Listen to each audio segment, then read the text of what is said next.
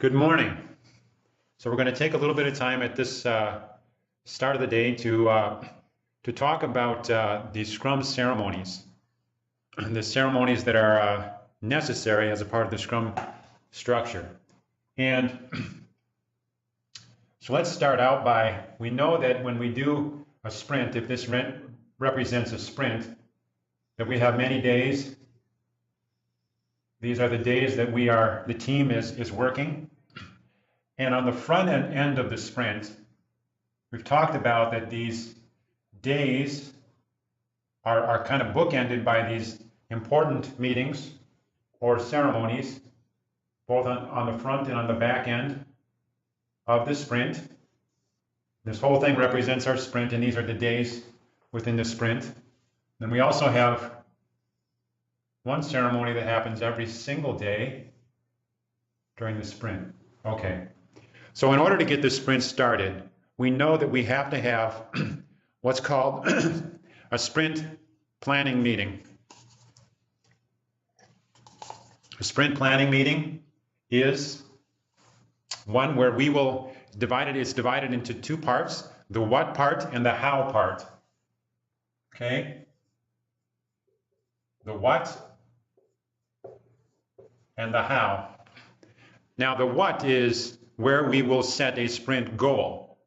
And like many goals, sprint goals should be SMART goals. They should be specific. They should be measurable.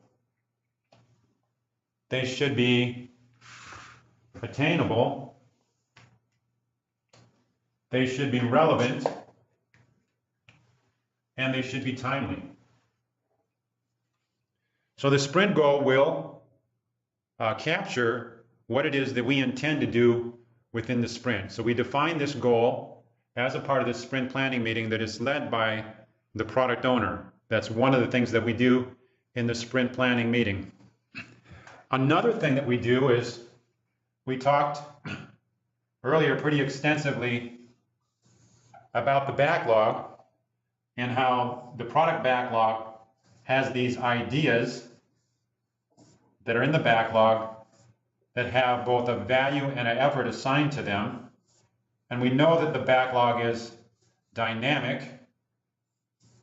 We know that we talked a bit about the difference between waterfall and agile with Scrum. And we know that we consider the backlog to be dynamic and that it improves and changes over the course of the software cycle, release cycle.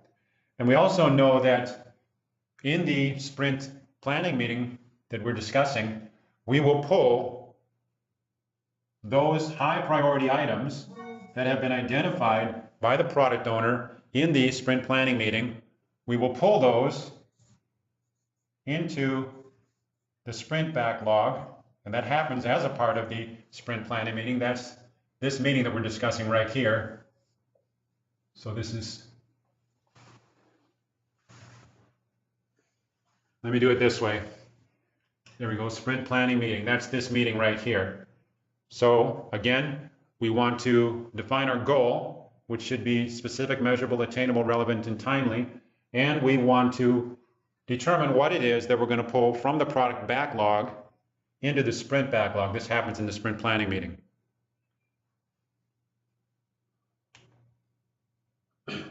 So it's important to know that these product backlog items, we know that a lot of work is done in what we now understand to be the backlog refinement that's done by the product owner with the help of story authors. But it is important to know that before we pull these in from the product backlog into the sprint backlog, these product backlog items must meet the definition of ready. And a definition of ready can vary from implementation to implementation, but I have one example on the board right here on the wall. And the first item is that the team is adequately staffed. Okay, so again, let's set the context. This sprint planning meeting is owned by the product owner. The development team is there, the whole team. That includes the testers, the analysts, the developers themselves. Scrum Master often will be there, possibly some subject matter experts that may know specific details about some of these product backlog items. They could be there. But as a team, we will make a decision, we'll make a commitment to those product backlog items that will get pulled into the sprint backlog. And again, these have to meet the definition of ready. Is the team adequately staffed for this particular item? Is this product backlog item estimated and achievable within the sprint? Is the technical approach for this product backlog item well understood? Can development tasks be created for this product backlog item? And is the acceptance criteria clear? This is an example definition of ready. It may vary from implementation to implementation, but it's important to know that these items must meet that in order to get pulled into the sprint backlog. Okay? So that's the sprint planning meeting. Again, it happens at the very beginning of the sprint before you actually start sprinting, because you can't start sprinting until your sprint backlog is populated. And that has the what and the how. So this is let's see, the what and the how. So let's talk about the how for a minute. So part of the how meeting is where the product owner and the Scrum Master will work together with the team to develop a task list. We must have a list of all the tasks that are necessary in order to complete each and every one of these stories, backlog items that are being pulled into the sprint backlog. We must have a list, and those will be assigned to individual members of the team, and we'll have hours estimates on those tasks. Most often that's the case, okay? So again, each implementation may be slightly different in the way they build their task lists, but here's a sample task list again here on the wall. The first one would be functional analysis. Somebody needs to be assigned to do functional analysis. We know that we saw that in a sprint we do analysis, development, and test all within that one sprint. Just enough analysis to be able to implement that increment. Design documentation is another task that may be assigned to an individual in the team. Certainly the build activity would be assigned. Unit test would be assigned to the tester. Transport to QA server. Oftentimes the demonstration that we do is done, it's always done with the native development environment, but often it's done in a QA, on a QA server. Functional test would be another task that would be assigned to the team, and integration test, okay? So again, task list will vary from item to item, from story to story, but that's an example of the kinds of things that you would expect to see on a task list. And those need to be populated before we end the sprint planning meeting, because oftentimes immediately following, and let me just say that in my experience over the last 3 to 4 years, we would end the prior sprint at 7 a.m. on a Wednesday, just to give you an idea of how this can work. And at 8 o'clock on Wednesday, we would have the sprint planning meeting for the next sprint. And on noon of the same day, we would actually start sprinting, okay? So that's the sprint planning meeting, the what and the how part. So as I was saying, this task list has to be populated, because when we start sprinting, we're going to use that task list to ask the questions in the daily stand-up meeting. And the daily stand-up is the next ceremony that we'll talk about. Happens every single day. These boxes represent days within our sprint. And every day we have our daily stand-up or the daily Scrum meeting. Okay? Daily Scrum is run by the Scrum Master and is 15 minutes long and asks 3 questions. What did you do yesterday? What are you going to do today? And do you have any impediments? The Scrum Master is focused like a hawk on any impediments that would be raised, because as we know about the Scrum Master, we talked about this when we talked roles, the Scrum Master is interested in a smooth flow of work through the development team. The Scrum Master is interested in increasing velocity of the team over time. The Scrum Master is interested in removing any waste to make a very efficient team. That's what the Scrum Master is all about, inwardly focused, trying to improve the team. So he or she will listen to hear if there are any impediments, okay? The daily Scrum meeting is a stand-up meeting. We like to stand up when we have the meeting. Keeps people focused, keeps the meeting short. We like the meeting to be no longer than 15 minutes, and we try to discourage solutioning in the meeting, okay? Now, the Scrum meeting is very different than a traditional project status meeting. That's not what it is at all, because a traditional project status meeting tends to be all about what % complete are we for this item in the work breakdown structure. What % complete are we? Because project managers, they want to be able to roll up the task to the top of the project plan and be able to report to management that we are 34% done or whatever it is. So in a traditional project, there's a lot of talk about what % complete are you. And in fact, we find studies have shown that those activities are really not very value add, because by the human nature, developers tend to say they kind of buzz through the code and say they're 80% complete very early in the project, and then remain 80% complete for virtually 80% of the project. You know, each day saying, well, I had this come up, that come up, that sort of thing. It's common, and it's not really value add. In Scrum, it is done or it's not done. That's it. There is no % complete. We try to eliminate a lot of that process overhead and create a very small process footprint in Scrum. So that's our daily stand-up meeting. Let's move on then to the sprint review. The sprint review is at the tail end of the sprint.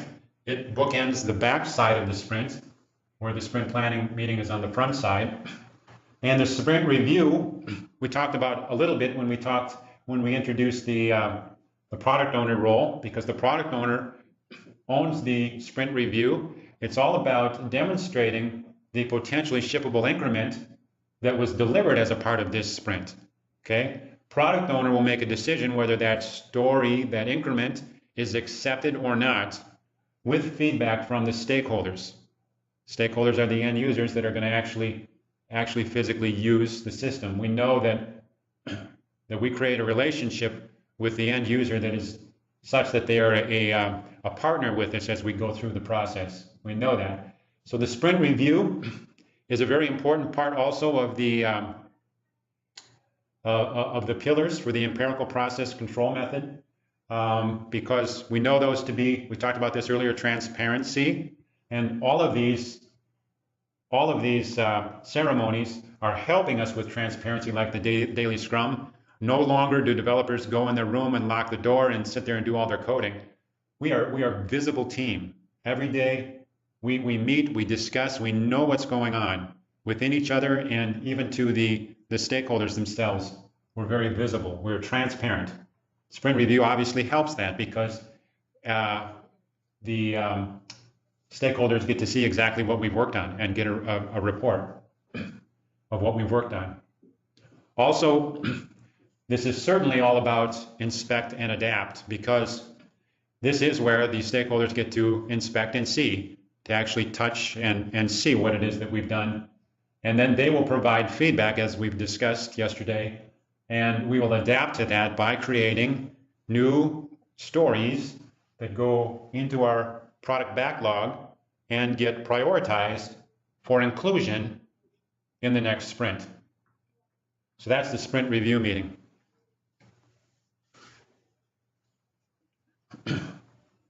And lastly, also on the tail end of the sprint is the sprint retrospective.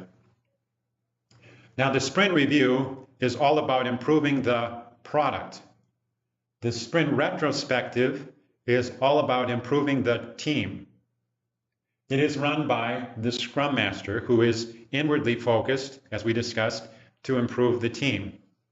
And we know that sprint review is run by the product owner, who is, at least from a team perspective, is outwardly focused to improve the product for the stakeholders, right? So the sprint review, or I'm sorry, the sprint retrospective is again at the tail end, and it is all about what went well in the last sprint, what didn't go well in the sprint, and what can we do to improve the next sprint. That's what the retrospective is all about. And there's many different ways to approach the retrospective. There's lots and lots of creative templates that will help us to ask the same basic ideas, but without, we don't like to get stale with these discussions. We like them to be fresh, and so we'll change the template. And there's one about boats and anchors. What is the anchor that's holding us back? And there's just a lot of different templates that are very creative that you can use. And in fact, there's reference to those in your materials today. But that's what the sprint retrospective is. It's all about, happens at the end of every sprint, run by the Scrum Master. The entire team goes to the meeting and is expected to participate in a way that will help us to improve the team and increase our velocity going forward. All right, so that is the ceremonies. Let's take a break and we'll come back in 10 minutes. Thank you.